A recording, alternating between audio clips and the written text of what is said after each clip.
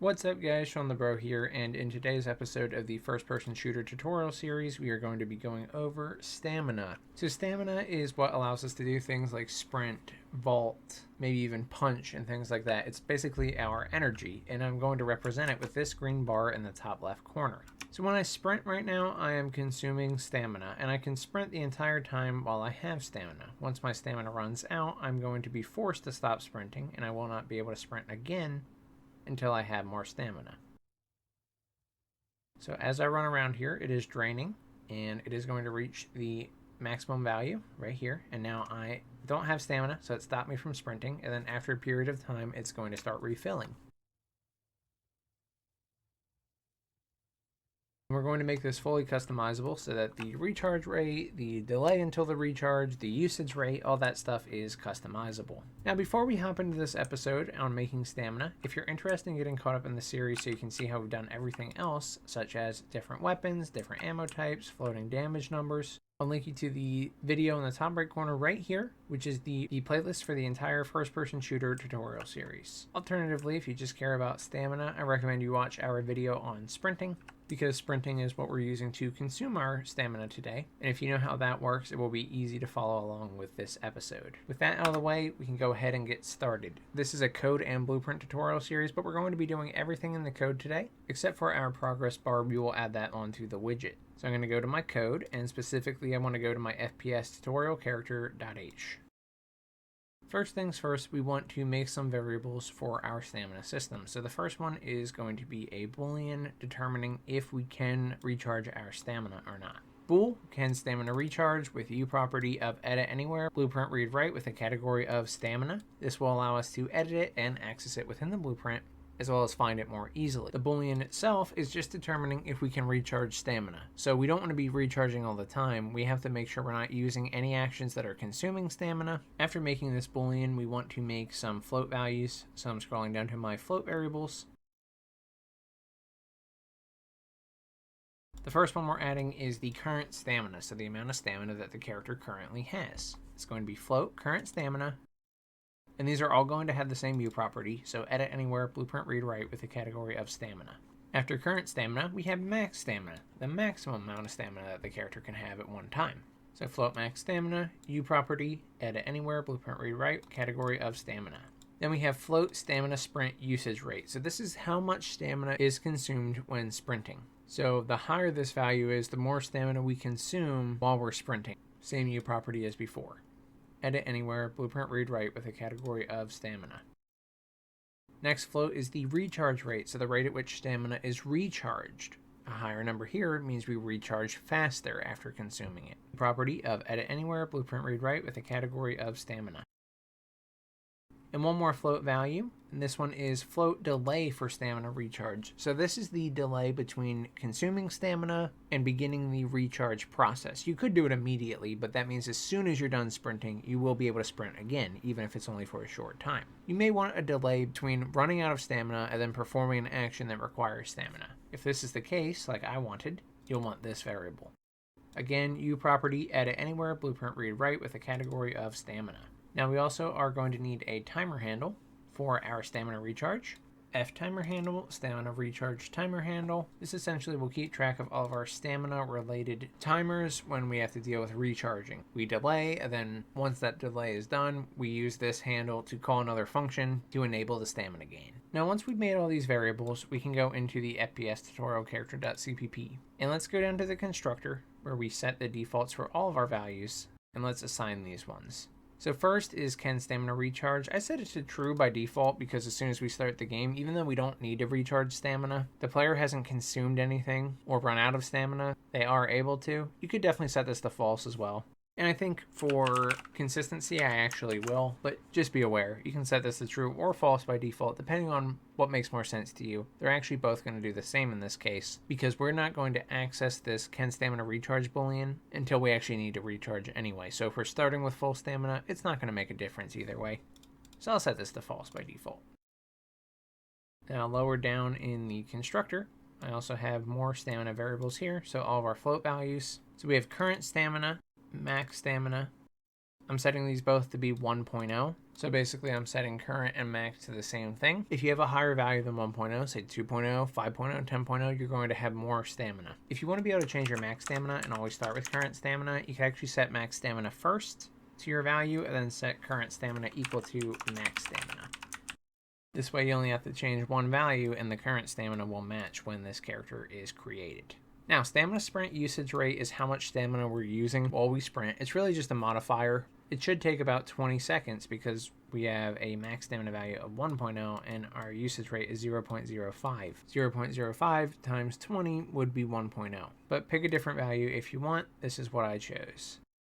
Stamina recharge rate. Again, this is a modifier for how fast it's going to come back. 0.1 is relatively slow, but if you increase this, it will come back faster. Delay for stamina recharge equals 2.0f. Now this one is actually a time, so this is 2 seconds it takes, consuming all of our stamina or stopping our usage of stamina actions until we can start regenerating that stamina again.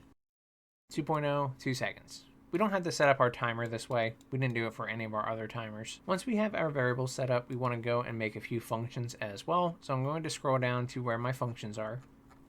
And specifically, I'm going to my protected space here, but you don't need to do that. This is just where I have my functions, and I'm going to add 2 new functions today.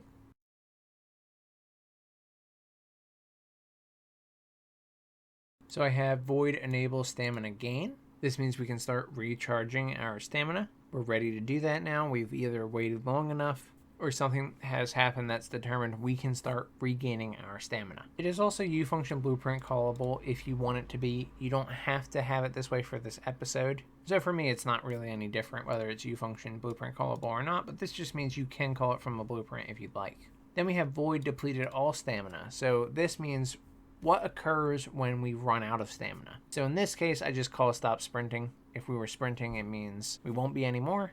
But you could do other things here. You could actually damage the character when they run out of stamina. You could play a sound effect. Whatever the case may be, we do it in this function. This is also ufunction blueprint callable. Again, it doesn't really need to be. We're not calling it from a blueprint. So if you want, you can take out the ufunction on both of these.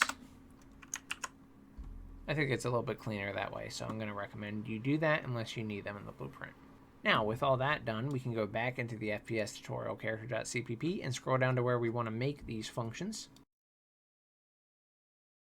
So for me, I'm putting them right above tick. So first one, void a FPS tutorial character, : enable stamina gain. And all this is doing right now is setting can stamina recharge equal to true. So whenever we call this function, it means we can begin recharging stamina, which means, and tick will handle the rest, which we'll go over in a few minutes. The other function is void a FPS tutorial character, : depleted all stamina, and all it's doing is calling stop sprinting. Once we're out of stamina, we want to stop sprinting. Right now, the only thing we can do to consume stamina in our game is sprint, so it makes sense to call stop sprinting, but if you have other actions that can consume stamina, this alone is not good enough. But we'll go over that more when we have more actions that involve stamina. Next thing we want to do is go to our sprint function, because this is where we are going to begin using stamina.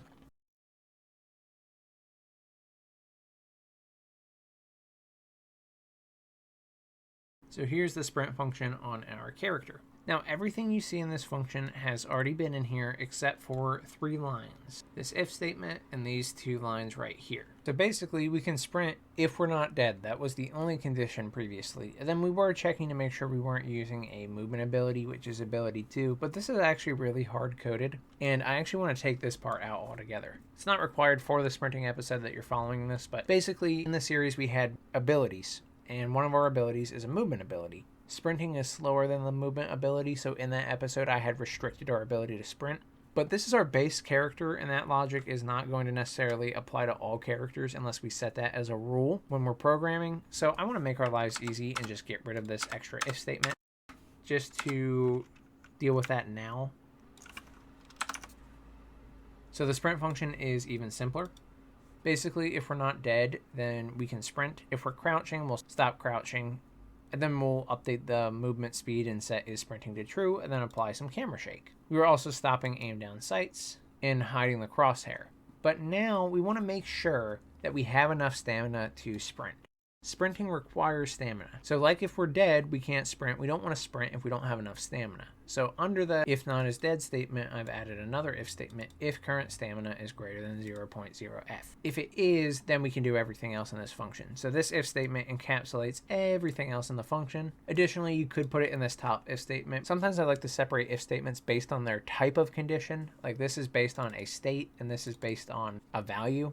So I separated them for that reason, but organize it however you like. Once we know that we can start sprinting, I set can stamina recharge to be false. At this point, we just started sprinting, so we don't want to enable any sort of stamina recharge. We can no longer recharge stamina until we wait that 2-second period we set up earlier. So can stamina recharge is false. I'm going to clear the timer we had in case it was waiting to recharge stamina. So for example, if I press sprint, and I release, and I'm waiting for those 2 seconds to finish, that way I can actually regenerate my stamina. Calling this function right here, clear timer, is going to make it so that value gets reset again, because otherwise it would actually end while we're sprinting, and then we would start generating stamina while we're consuming it, which is not what we want. So to do this, we can use get world, get timer manager, and call clear timer on it. And then you have to pass in the timer handle that you want to clear, and that's going to be our stamina recharge timer handle.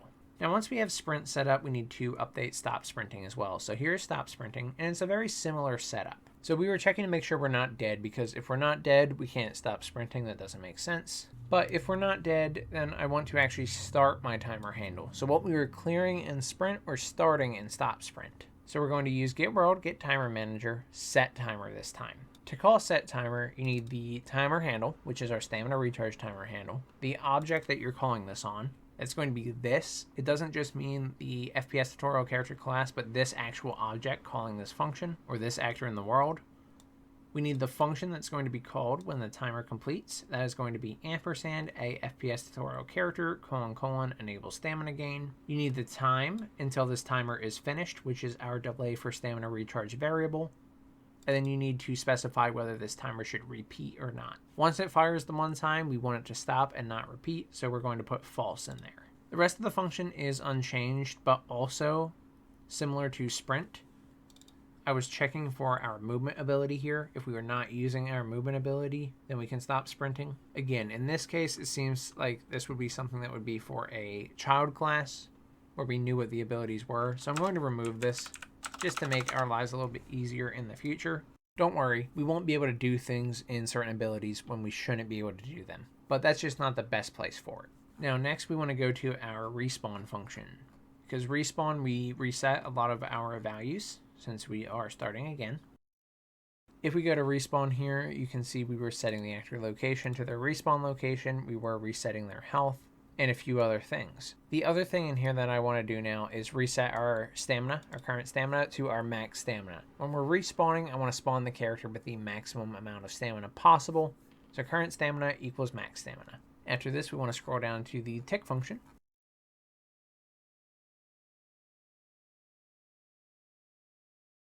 Here's tick. So if we're not dead, we were doing our logic for regenerating shields, as well as health. And under that, I'm doing new logic here for our stamina. So if the character is sprinting, then every frame we're going to check and see what our new stamina will be. And we're doing this by doing an interpolation. So essentially how this works is we take our current stamina, or our source, then we put in our destination, which is 0.0f, the amount of time that has passed, and our usage rate. Because we're going from current stamina to 0, since we're consuming stamina, this is how much time has passed. It's the parameter that gets passed into tick. And then this is the rate at which we want to actually use our stamina, essentially a modifier or a multiplier. We're taking the result of this every frame and setting current stamina equal to that value. So every frame, we reduce current stamina by the appropriate amount based on how much time has passed and set it back to the variable. Then afterward, we're checking to see if there's no more available stamina. So if we're out of stamina, if current stamina is less than or equal to 0.0f, meaning we've run out, at this point we want to call depleted all stamina. Now, else in the tick function, if we're not sprinting, this returns false, we'll go into this, which is our regeneration logic. There's a few things we want to check in here. The first one I'm checking is if the current stamina is less than the max stamina. If it's not less than that, that means there's no reason to try and regenerate stamina. And we also need to make sure that we can recharge stamina based on our logic. So if both these things are true, then we can begin doing the same LARP, but opposite direction. We're setting our current stamina equal to fmath, : finterp constant 2. So interpolation, current stamina, or the source, to our goal, which is max stamina. This is how much time has passed, delta time, and this is the rate at which we're recharging. We're going to update current stamina every frame while recharging it. So there you go. Now we can launch the editor and add a progress bar. Alright, so now we are back in the editor. We want to go to our widget, so first person, blueprints, widgets, and character HUD. This is the heads-up display that appears on our character's screen, or really our player's screen when they're playing the game. So I've added a new progress bar today. You can find it right here in Palette, or just search for it. I put it below my other two progress bars, and I called it stamina bar, and I called it stamina bar. Make sure it is a variable, and here are my positions if you're interested, but of course place it wherever you want. I made the fill color straight green, and everything else is default except the percentage. This is the big part here. So percent on a progress bar looks like this, and it will have an option that says bind. So if I have a fresh progress bar in here, you see it says bind. Click that and then click create binding. I've already done that here. That's why I have this binding here, but I'm just showing you how to create one. So once you create a binding, it will automatically bring you to a function. And that function for me is get stamina bar binding percent. Get stamina bar percent right here. Now in this function, the logic is very simple. We're just trying to determine what the progress bar should be measuring. And really what it's representing is how much stamina we currently have versus how much stamina we can have. So in here, if we get the first character, because this is a single player game right now, get player character, and we cast it to our FPS tutorial character, which is our code class, we can then drag off of this and get our current stamina. And we're also going to need our max stamina. We can divide current stamina by max stamina and return that into the return value on the return node. You get this right here, and this means as we consume stamina, the progress bar will change. Thank you guys so much for watching. I really hope you enjoyed this video on stamina usage and stamina setup in our FPS tutorial. If you did, please subscribe and consider joining the Patreon, YouTube membership, or Discord supporters like so many kind souls have. Thank you guys so much for all the love and support. It really helps the channel. If you ran into any problems while following this tutorial, feel free to join the Discord community. There's a link in the description, and I would be happy to help. Thank you so much for watching. I'm Shawnthebro, and I'll see you in the next one. Goodbye, guys.